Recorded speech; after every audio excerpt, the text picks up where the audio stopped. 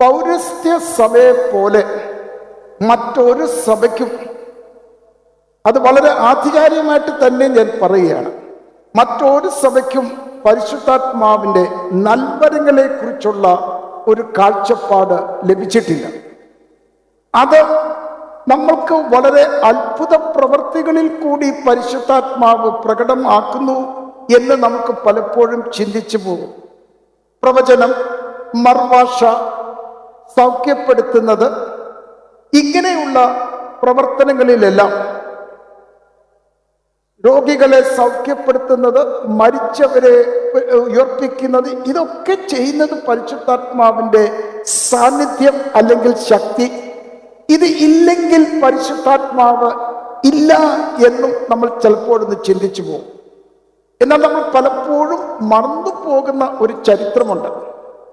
മരുഭൂമിയിലെ പിതാക്കന്മാർക്ക് പരിശുദ്ധാത്മാവിൻ്റെ നിറവിൽ ഇവയെല്ലാം പ്രവർത്തിച്ചിരുന്നു എന്നുള്ളൊരു കാര്യം വിസ്മരിക്കരുത്.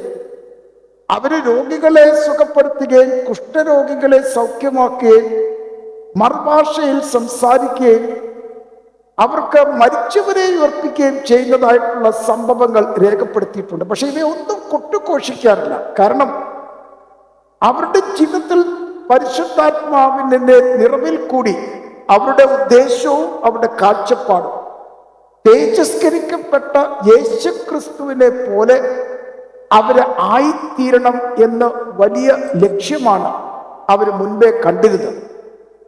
ഇങ്ങനെയുള്ള പ്രകടനങ്ങളിൽ, ഈ മനുഷ്യരുടെ ആശ്ചര്യം അല്ലെങ്കിൽ അംഗീകരണം കിട്ടുന്ന പ്രകടനങ്ങളിൽ അവർക്കത് താല്പര്യമില്ലായിരുന്നു. കാരണം ആത്മീകമായിട്ടുള്ള അഹങ്കാരം വർദ്ധിച്ച് യേശുക്രിസ്തുവിൻ്റെ ആ തേജസ്സിന്റെ അനുഭവത്തിലേക്ക് എത്തുവാൻ അതൊരു തടസ്സമായി തീരും എന്ന് പിതാക്കന്മാർ കരുതിയിരുന്നു. അതുകൊണ്ട് സാധാരണ രീതിയിൽ വലിയ അത്ഭുതങ്ങൾ പ്രവർത്തിക്കാതെ മറ്റു പല രീതികളിൽ കൂടി പരിശുദ്ധാത്മാവ് പ്രവർത്തിക്കുന്നതിനെ നമ്മൾക്കൊന്ന് ശ്രദ്ധിക്കുവാനായിട്ടുള്ള അവസരം കൂടിയാണ്. അപ്പോൾ ഈ പരിശുദ്ധാത്മാവിനെ നമ്മൾ പ്രാപിക്കുമ്പോഴത്തേക്ക്, പ്രത്യേകിച്ച് നമ്മൾക്ക് മാമോദീസായിൽ കൂടി നമ്മൾ പ്രാപിച്ചിരിക്കുന്ന ഈ ഒരു നൽവരം, അത് എല്ലാ മാമോദീസ അംഗീകരിക്കുന്ന ക്രിസ്ത്യാനികൾ മൂറോൻ അഭിഷേകം പ്രാപിച്ചിരിക്കുന്നത് പരിശുദ്ധാത്മാവിൻ്റെ നൽവരം അവർക്ക് ലഭിച്ചിട്ടുണ്ട്. ഈ നൽവരം നമ്മുടെ ജീവിതത്തിൽ നമ്മൾ അനുഭവിക്കുമ്പോഴത്തേക്ക് നമ്മളും മറ്റുള്ളവരും തമ്മിൽ ഒരു വ്യത്യാസം ഉണ്ടാകണം. അതാണ് ഈ പരിശുദ്ധ റൂഹായുടെ ശക്തി എന്ന് പറയുന്നത്. അപ്പൊ ഇന്ന് പരിശുദ്ധനായ പൗലോസ്ലീയ എഫേസ്യർക്ക് എഴുതിയ ലേഖനത്തിൽ നിന്നും വായിച്ചിരുന്നു, പ്രാകൃത ജീവിതത്തിൽ നിന്നും വ്യത്യസ്തമായിട്ട് കർത്താവ് യേശുക്രിസ്തുവിന്റെ പരിശുദ്ധാത്മാവ് ലഭിച്ചിട്ട് നമുക്ക് മറ്റുള്ളവർക്ക് ശോഭിച്ചിരിക്കുന്ന സാക്ഷികളായിട്ട് നമ്മൾ ആയിത്തീരണം.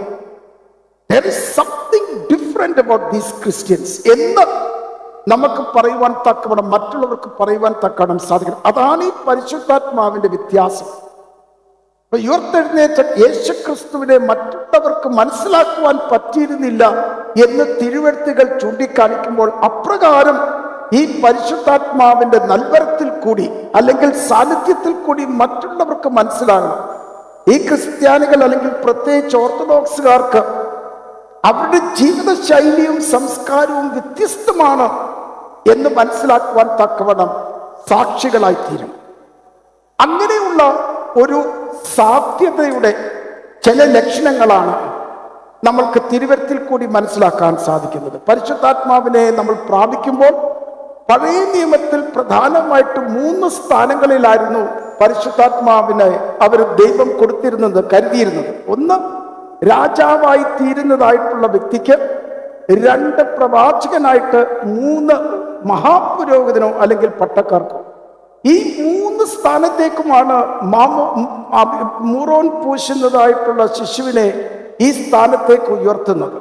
ഒന്ന് മാത്രം ഞാൻ എടുത്തു പറഞ്ഞുകൊള്ളട്ടെ, പൗരോഹിത്യം. നമ്മൾക്കിപ്പോൾ മടിയന്മാരായി തീർന്നിരിക്കുന്നതാണ്. അച്ഛന്മാരും ചെമ്മച്ചന്മാരും തിരുമേനിമാരും ഇല്ലാതെ ഒന്നും നടക്കത്തില്ല. അത് വളരെ തെറ്റാണ്. കാരണം പട്ടത്വം ഈ സമൂഹത്തിൻ്റെ വിശ്വാസിനികളുടെ പഴയ നിയമത്തിൽ കർത്താവിന് ഇസ്രായേൽ മക്കളുടെ പറയുന്നത് മോശയിൽ മക്കളുടെ നിങ്ങൾ രാജകീയ പുരോഹിത വർഗമാണ്. ആ പൗരോഹിത്യത്തിന്റെ പ്രധാനമായിട്ടുള്ള ഉദ്ദേശം എന്ന് പറഞ്ഞിരിക്കുന്നത് ദൈവത്തിന് ബലിയർപ്പിക്കുവാൻ. അപ്പോൾ ഉൽപ്പത്തി പുസ്തകത്തിൽ ഈ പൗരോഹിത്യത്തിന്റെ ഉത്ഭവമാണ് കാണുന്നത്. ഏദൻ തോട്ടത്തിലേക്ക് ആദമിനെയും ഹവ്വായെയും ചുമതലപ്പെടുത്തിക്കൊണ്ട് പറഞ്ഞിരിക്കുന്നത് നിങ്ങൾ ഈ തോട്ടത്തെ സൂക്ഷിക്കണം എന്ന് പറയുമ്പോൾ ആദമും ഹവ്വായും ആ തോട്ടത്തെ പരിപോഷിപ്പിച്ച് അതിന്റെ പൂർണ്ണതയിൽ എത്തിച്ചുകൊണ്ട് അതിൽ ലഭിച്ചിരിക്കുന്ന പൂക്കളും അതിൽ നിന്ന് ലഭിച്ചിരിക്കുന്നതായിട്ടുള്ള ഫലങ്ങളും ദൈവത്തിന്റെ സന്നിധിയിൽ കൊണ്ടുവന്നിട്ട് കുർബാനയായിട്ട് കൊടുക്കുവാൻ വേണ്ടിയുള്ള ദൗത്യമാണ് അതിൽ കൂടി നമുക്ക് കാണേണ്ടത്. അപ്പോൾ അവിടെ നിന്ന് ഈ പൗരോഹിത്യം ഇങ്ങനെ വരികയാണ്. അങ്ങനെ എല്ലാവരും തന്നെ പുരോഹിതന്മാരായിട്ട് തീർന്നിരിക്കുന്നത്. അതുകൊണ്ടാണ് ശിശുക്കളെ നമ്മൾ ഇന്ന് ആണുങ്ങളും പെണ്ണുങ്ങളും ആണെങ്കിൽ മാമോദീസായ്ക്ക് ശേഷം വിശുദ്ധ കുർബാന അനുഭവിച്ചു കഴിഞ്ഞിട്ട് ത്രോണോസിന്റെ 4 മൂലയ്ക്കും മുത്തിക്കുന്നത് പൗരോഹിത്യത്തിന്റെ പട്ടത്വത്തിന്റെ ലക്ഷണമാണ്. കാരണം പട്ടക്കാരൻ രാവിലെ കുർബാന ചൊല്ലുമ്പോഴത്തേക്ക് ഈ ത്രോണോസിന്റെ 4 മൂലയ്ക്ക് മുത്തിക്കൊണ്ട് പറഞ്ഞ് കർത്താവേ, നിന്റെ ഈ ത്രോണോസിന്റെ 4 കോണുകളാൽ ചെങ്ങലാൽ നീ എന്നെ ബന്ധിപ്പിക്കണമേ. അതുകൊണ്ട് പട്ടത്വം ഈ സമൂഹത്തിൻ്റെതാണ്. ഈ സമൂഹത്തിന്റെ പട്ടത്വത്തിന്റെ അടിസ്ഥാനത്തിലാണ് എനിക്കും പട്ടത്വമുള്ളത്. നിങ്ങൾക്ക് വേണ്ടിയും സൃഷ്ടിക്ക് വേണ്ടിയും ബലിയർപ്പിക്കുവാൻ വേണ്ടി പ്രത്യേകമായിട്ട് ദൈവം വേർതിരിച്ചിരിക്കുന്നു. പക്ഷേ പട്ടത്വം എന്ന് പറഞ്ഞിരിക്കുന്നത് ഈ സമൂഹത്തിൻ്റെതാണ്.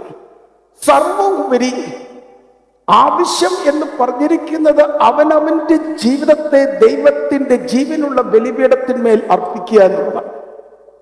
അപ്പോൾ തുയാമ സമയത്ത് അപ്പവും വീഞ്ഞും കരങ്ങളെ എടുത്തുകൊണ്ട് കുരിശിന്റെ ആകൃതിയിൽ കുറുകെ പിടിച്ചുകൊണ്ട് പട്ടക്കാരൻ പ്രാർത്ഥിക്കുന്നത്, കർത്താവേ, നീ കാളകളുടെയും കൊഴുത്ത ആട്ടിൻകുട്ടികളുടെയും രക്തത്തിലും ഉപരിയായി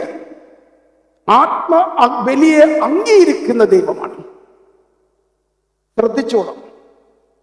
അപ്പോൾ നിന്റെ ജീവനുള്ള ബലിപീഠത്തിന്മേൽ കർത്താവെ ഞങ്ങളുടെ ആത്മീക ബലി സമർപ്പിക്കുവാൻ ഞങ്ങളെ യോഗ്യരാക്കണമേ. ഈ കുർബാനയുടെ പ്രധാനമായിട്ടുള്ള ആശയം എന്ന് പറഞ്ഞിരിക്കുന്നത് നമ്മൾ ഓരോരുത്തരും നമ്മുടെ ജീവിതത്തെ ദൈവത്തിന്റെ ബലിപീഠത്തിന്മേൽ അർപ്പിക്കുകയാണ്. അപ്പോൾ നമ്മൾ ഏതെങ്കിലും മറ്റുള്ള വസ്തുക്കളിലേക്ക് നമ്മൾ ഈ ശ്രദ്ധ അല്ലെങ്കിൽ പ്രാധാന്യം കൊടുക്കുമ്പോഴത്തേക്കാണ് ഒരു വീഴ്ച വരുന്നത്. കാരണം ഈ ബലിപീഠത്തിന്മേൽ നമ്മുടെ ജീവിതത്തെ സമർപ്പിക്കുക എന്ന് പറഞ്ഞിരിക്കുന്ന ഏറ്റവും ശ്രേഷ്ഠമായിട്ടുള്ള കുർബാനയാണ് ഈ പൊതുവായിട്ടുള്ള എല്ലാവർക്കും ലഭിച്ചിരിക്കുന്ന പൗരോഹിത്യം. അതും കടന്ന് ഇവിടെ നിന്ന് ലഭിച്ചിരിക്കുന്ന കൃപകളും വാഴ്വുകളും വഴിയാഹാത്തരവും കൂടി ലഭിച്ചുകൊണ്ട് നമ്മൾ പുറപ്പെട്ട് ഈ ലോകത്തിലേക്ക് ഇറങ്ങിച്ചെന്ന് സ്പർശിക്കുന്ന സകലത്തെയും വിശുദ്ധീകരിക്കുവാൻ വേണ്ടി നമ്മളെ ഓരോരുത്തരെയും ദൈവം തമ്പുരാൻ ആക്കിയിരിക്കുകയാണ്. അതുകൊണ്ട് പരിശുദ്ധാത്മാവിന്റെ നൽവരം എന്ന് പറഞ്ഞിരിക്കുന്നത് ഈ പട്ടത്വമാണ്. അത് നിസ്സാരമായിട്ട് കരുതരുത്. ഞാൻ എപ്പോഴും വിചാരിക്കും, ഇത്രയും ശ്രേഷ്ഠമായ ദൈവശാസ്ത്രം ഉള്ള ഒരു സഭയ്ക്ക് നിർഭാഗ്യവശാൽ ജീവിതത്തിൽ നമുക്ക് അതിനെ നിവർത്തിക്കുവാനോ സാധിക്കാതെ പോകുന്ന ഖേദകരമായ അവസ്ഥയാണല്ലോ ഇന്ന് ഓർത്തഡോക്സ് സഭയ്ക്ക് ഉണ്ടായിട്ടുള്ളത്. നമ്മൾ ഓരോരുത്തരും ഈ പട്ടത്വം സ്വീകരിച്ച് പുരോഹിതന്മാരായി നമ്മൾ ഇറങ്ങിച്ചെന്നിട്ട് ഈ ദൗത്യം നിർവഹിക്കുവാണെങ്കിൽ ഈ പ്രപഞ്ചത്തെ നമുക്ക് എത്ര പെട്ടെന്ന് നിവർത്തിക്കുവാനാണെങ്കിൽ വ്യത്യാസപ്പെടുത്തുവാനായിട്ട് സാധിക്കും. ഈ പുതുപ്പള്ളി മാത്രമല്ല, അതാണ് സാക്ഷ്യം എന്ന് പറയും. ഒരു കാര്യം കൂടെ ഞാൻ പെട്ടെന്ന് പറഞ്ഞുകൊള്ളട്ടെ. ഒരു പരിശുദ്ധാത്മാവിന്റെ ഏറ്റവും വലിയ ഒരു നൽവരം എന്ന് പറഞ്ഞിരിക്കുന്നത് നമ്മുടെ സഭയെ സംബന്ധിച്ചിടത്തോളം ആ കാഴ്ചപ്പാട് പറഞ്ഞിരിക്കുന്നത് മധ്യസ്ഥത അർപ്പിക്കുകയാണ്. ദൈവത്തിന്റെ സന്നിധിയിൽ മറ്റുള്ളവർക്ക് വേണ്ടി പ്രാർത്ഥിക്കുകയാണ്. അപ്പോൾ ദൈവത്തിന്റെ സന്നിധിയിൽ പരസ്പരം നമ്മൾ സമർപ്പിക്കുവാനായിട്ടുള്ള ഉത്തരവാദിത്വം പരിശുദ്ധാത്മാവ് നൽകിയിരിക്കുകയാണ്, മറ്റുള്ളവർക്ക് വേണ്ടി പ്രാർത്ഥിക്കാൻ. അപ്പൊ കുർബാന കഴിഞ്ഞിട്ട് നമ്മൾ പറയുന്നുണ്ട് പട്ടക്കാരന് വേണ്ടി പ്രാർത്ഥിക്കാൻ. പട്ടക്കാരനെ കുറിച്ച് ചിന്തിക്കാൻ പിന്നെ നമുക്ക് അവസരമില്ല. അടുത്ത ശനിയാഴ്ച നമസ്കാരത്തിന് വരുമ്പോഴേ ഉള്ളൂ പിന്നെ പട്ടക്കാരനെ കുറിച്ച് ചിന്തിക്കുന്നത്. പിന്നെ ഏത് വഴിക്ക് പട്ടക്കാരൻ പോയി എന്ന് നമ്മൾ കരുതാറില്ല. അത് പോട്ടെ. പക്ഷെ നമുക്ക് മറ്റുള്ളവർക്ക് വേണ്ടി പ്രാർത്ഥിക്കാൻ നമ്മൾ കടപ്പെട്ടവരല്ലേ? നമ്മുടെ പരിചയത്തിൽപ്പെട്ടിരിക്കുന്ന രോഗികളായിരിക്കുന്നത്, നമ്മുടെ ഒരു കുടുംബത്തിൽ നിന്നും ആരെങ്കിലും വാങ്ങിപ്പോയിട്ടുണ്ടെങ്കിൽ അവർക്ക് വേണ്ടി പ്രാർത്ഥിച്ച് ആശ്വസിപ്പിക്കാനായിട്ട് നമുക്കുള്ള ദൗത്യം ഇതൊന്നും നമ്മൾ നിർവഹിക്കാറില്ല. നമ്മൾ ഇങ്ങനെ നമ്മുടെ സ്വന്തം കാര്യമായിട്ട് ഇറങ്ങി തിരിച്ചിരിക്കുകയാണ്. ഓർത്തുകൊള്ളണം, കർത്താവിൽ വാത്സല്യമുള്ള ഓരോരുത്തരുടെയും പ്രാർത്ഥനയും കണ്ണുനീരും ദൈവസന്നിധിയിൽ വിലയേറിയതാണ്. ഒരു അമ്മ ഒരു കുഞ്ഞിനെ പിടിച്ചുകൊണ്ട് മരിക്കുവാനായിട്ട് പോകുന്ന ആ കുഞ്ഞിനെ കണ്ടുകൊണ്ട് അമ്മ നിലവിളിച്ച് ദൈവസന്നിധിയിലേക്ക് കരയുകയാണ്. ആ കാഴ്ച കണ്ട് വരുന്നതായിട്ടുള്ള ഒരു വേശ്യയായ സ്ത്രീ തന്റെ ചങ്ക് തകർന്ന് ദൈവത്തിനടുക്കൽ പ്രാർത്ഥിക്കുന്നു, ദൈവമായ കർത്താവേ, അശുദ്ധിയായിരിക്കുന്ന എന്നെ, എന്റെ കണ്ണുനീരിന്റെ പ്രാർത്ഥന, എനിക്ക് ഈ അമ്മയുടെ ദുഃഖം കണ്ടുപോകാൻ എനിക്ക് സാധിക്കുന്നില്ല.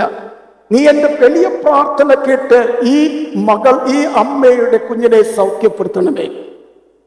ആ ഹൃദയം നൊന്ത പ്രാർത്ഥന ദൈവം കേട്ടുകൊണ്ട് ആ അമ്മയുടെ ശിശുവിനെ ദൈവം സുഖപ്പെടുത്തി. ഇതാണ് മധ്യസ്ഥത എന്ന് പറയുന്നത്.